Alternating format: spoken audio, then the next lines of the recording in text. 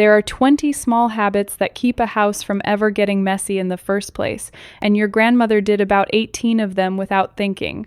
None of them are cleaning. That's the part people miss. Cleaning is what you do after a house gets away from you, and these are the things that stop it getting away from you at all. I'm Sarah, and not one of these costs $1. No system, no bins, no app. They're all under a minute, and together they beat any deep clean you'll ever do. 4 groups: the door, the daily rhythm, the kitchen, and how you keep things. Stay for 14, because most of you are doing that one backwards. Let's get into it. First, the door. 5 habits, and this is where a clean house is actually won. Number 1, shoes come off at the door. If you do nothing else on this list, do this one. Here's why, and the numbers are worse than you think. A shoe carries an average of about 421,000 units of bacteria on the outside. 96% of shoes have traces of fecal bacteria on the sole, and over 90% of that transfers onto your floors. It's not just germs either. You're walking in asphalt residue off the road, lawn chemicals, pesticides, and heavy metals like lead. Now I know this one gets people going, and I'd rather say it than dodge it. Some of you think a no-shoes house is rude to guests, or fussy, or a hassle in winter. That's fair. But put a chair by the door and it stops being a hassle, because the whole objection is really about balancing on one leg in a doorway. Take your shoes off at the door. Number 2, a hook and a bowl by the door for keys and mail. Everything you carry has to land somewhere. If you don't decide where, it lands wherever, and wherever is the kitchen counter. Then the counter is the drop zone, and a drop zone spreads. You need 1 hook and 1 bowl, not a system, a nail and a dish. And it's got to be at the door, not near it. If it's in the next room, you'll walk past it with your hands full, every time, and the counter wins again. The whole thing works because it's the first flat surface you reach. Give your keys and your mail 1 landing spot by the door. Number 3, open the mail over the trash can, once. Mail's the single biggest paper source in a house, and almost all of it's garbage that arrives disguised as important. So stand at the trash can, open everything. The envelope, the insert, the flyer, all of it goes straight in. What's left is the small handful that's actually real, and that goes where real paper lives. The habit is that you touch it once. What kills people is the pile you'll deal with later, because later never comes, and the pile becomes furniture. Open your mail standing over the trash can the day it arrives. Number 4, sweep the entry once a week. Whatever gets past the door gets ground into the rest of the house by foot traffic, and the entry is where it's concentrated. 2 minutes with a broom at the front step and inside the door does more for your floors than an hour of vacuuming the back bedroom nobody walks in. And you'll see the proof the first time you do it. Whatever comes off that broom was headed for your living room carpet, your rugs, and your bedroom floor, spread thin enough that you'd never have spotted it arriving. Sweep your entry every week, inside and out. Number 5, shake out the doormat. A doormat's only working until it's full. Once it's loaded with grit, it stops taking anything off your shoes and just holds dirt at the exact spot where everybody stands. Pick it up, take it outside, give it a hard shake. 10 seconds. If yours hasn't been lifted in a year, brace yourself for what's underneath it. Shake your mat out every time you sweep. Now the daily rhythm. These 5 are the ones that make the difference between a house that drifts and a house that resets itself. Number 6, make the bed before you leave the room. Not because a made bed's cleaner. It isn't. It's because the bed is the biggest surface in the room, and when it's unmade, the whole room reads as messy, so you stop protecting it.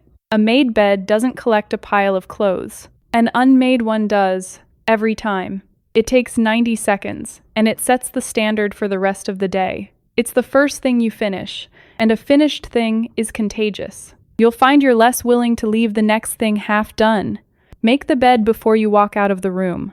Number 7, never leave a room empty-handed. This is the one that quietly does the most work of anything on this list. Every time you leave a room, look around and take one thing with you that belongs somewhere else. The cup, the jacket over the chair, the thing that's been on the stairs for a week. You leave rooms maybe 40 times a day. That's 40 things put away without a single minute, set aside for tidying. Look down before you leave a room and carry one thing out with you. Number 8, Wipe the sink dry after you use it. A wet sink is where limescale comes from, and the ring around your taps that you scrub at every few weeks is just water that was allowed to sit and dry on its own. Keep a cloth near the sink, 10 seconds after the last use of the evening. And there's a second thing this does that's more powerful than the first. A dry, empty sink makes the whole kitchen look finished, so nobody wants to be the one who puts the first dish in it. Wipe your sink dry at the end of the night. Number 9. The 10-minute reset before bed. Set a timer and walk the main rooms with a basket. Not cleaning. Just putting things back where they live, and whatever doesn't get done when the timer goes, doesn't get done. The reason this matters so much is what it does to the morning. Waking up to yesterday's mess means you start the day already behind, and a house that's behind stays behind. Waking up to a reset house means today's mess is only ever one day deep. 10 minutes. Every night. Set the timer. Number 10.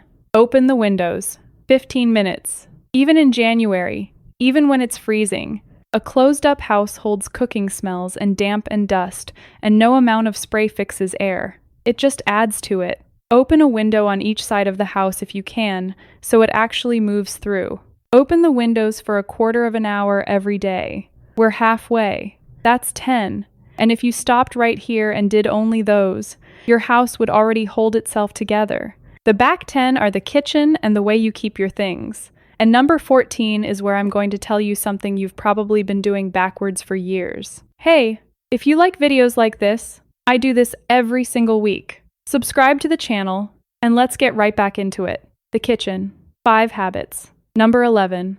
Wash as you cook. There's dead time in every single meal. The pan's heating, the water's coming to a boil, something's in the oven for 12 minutes. That's when the mixing bowl gets washed, and the chopping board, and the spoon. Cooking doesn't get slower. You're using minutes you were already standing there for. The alternative is that you eat a nice dinner and then face the whole thing at once, tired, at 8 at night. That's the meal nobody wants to clean up after, and that's how a kitchen falls behind. Wash the bowl while the pan is heating. Number 12. The sink is empty before you sit down.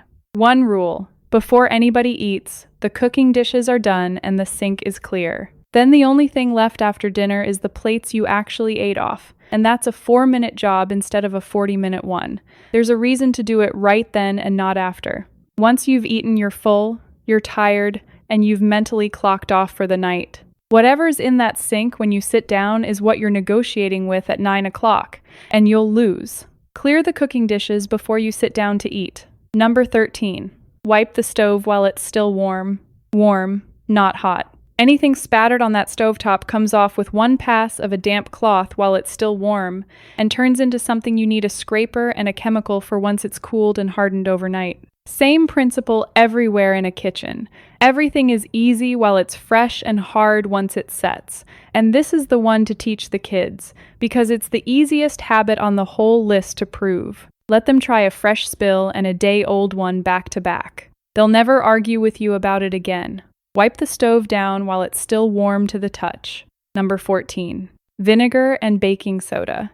Separately. Here's the one I promised you, and I'd guess most people watching have done this. You've seen it 100 times. Pour baking soda down the drain, pour vinegar on top, watch it foam up. It looks incredibly satisfying, and it feels like it's working. That fizz is the two of them destroying each other. Baking soda is alkaline, around a pH of 9. Vinegar is an acid, around a pH of 2. Put them together and they neutralize into water, a bit of salt, and carbon dioxide, which is the bubbles. What you're left with in that drain is basically salty water. The cleaning power is very limited, because you spent both ingredients on the reaction. Use them separately, and they're both genuinely good. Vinegar cuts grease, lifts hard water, deposits, and deodorizes. Baking soda is a mild abrasive and it absorbs smells. And one more thing worth knowing, because it gets claimed a lot. Vinegar isn't a disinfectant. It isn't registered as one, and it doesn't kill enough to qualify. It cleans and it deodorizes, and those are real. But if you actually need to disinfect something, vinegar isn't the bottle for that job. Use vinegar for grease and smells, baking soda for scrubbing, and stop mixing them. Number 15.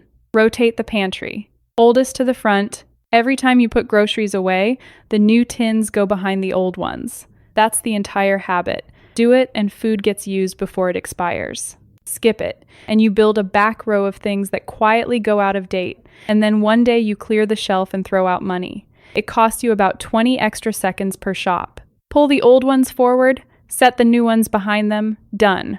And it's the same in the fridge and the freezer, where it matters more, because that's where things go bad quietly instead of just going stale. Put new groceries at the back, always. Last 5. How you keep things. Number 16. Store each sheet set inside its own pillowcase. Fold the fitted sheet, the flat sheet, and the second pillowcase, and slide the whole bundle into the first pillowcase. Now, one sheet set is one tidy parcel on the shelf. No more digging through a linen closet for a matching fitted sheet, and no more collapsing stacks. And you'll notice immediately if a set is short a piece. It also fixes the thing where you own 6 fitted sheets and can't find a flat sheet that matches any of them. And if you've got different bed sizes in the house, this is the end of holding a fitted sheet up in the hallway trying to guess whether it's a queen. Put every sheet set inside one of its own pillowcases. Number 17. Keep a rag bag. When a t-shirt or a towel is finished, it doesn't go in the trash and it doesn't go back in the drawer. It gets cut up and it goes in the rag bag under the sink. You'll never buy a pack of cloths again, you'll stop using paper towel for jobs that don't deserve it, and you'll use a rag on something filthy without hesitating because there's no decision to make. It's already a rag. Cut up your worn-out cotton and keep a rag bag under the sink. Number 18. Mend it the week it tears. A loose button, a small tear in a seam, a hem coming down. 5 minutes now. Or the thing sits in a chair in the bedroom for 8 months and then gets thrown out. Everything that needs mending is also clutter until it's mended. That pile is doing double damage, and I'd rather you did the second half of that honestly than pretend. If you've been carrying something to be mended for 2 years, you're not going to mend it. That's fine. But then it's not a repair. It's clutter with a story attached, and it should go. Fix it the same week, or accept you never will, and let it go. Number 19. Everything has a home, and it goes back to it. This is the one the other 19 depend on. A house doesn't get messy because things are out. It gets messy because things are out and there's nowhere obvious to put them, so they sit. So when something has no home, that's the actual problem, not laziness. Give it a home, tell the people you live with where that home is, and the thing will start going back there on its own. Give every homeless object a home this week. Number 20. One in, one out. The last one. And it's what keeps everything else from unraveling. Something new comes in the door, something similar goes out. A new mug, a mug leaves, new shirt, a shirt leaves. Because nobody ever decides to fill their house up.